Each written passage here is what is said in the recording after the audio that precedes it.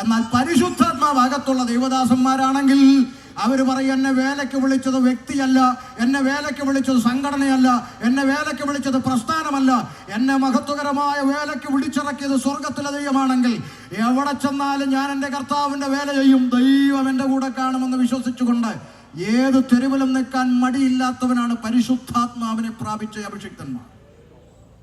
ആമേൻ. എന്താ ഇത് ചുമ്മാ ആവേശത്തിന് തള്ളി വിടുന്നൊന്നുമല്ല, ഞങ്ങളൊക്കെ അങ്ങനെ പ്രസംഗിക്കുന്നവരാ.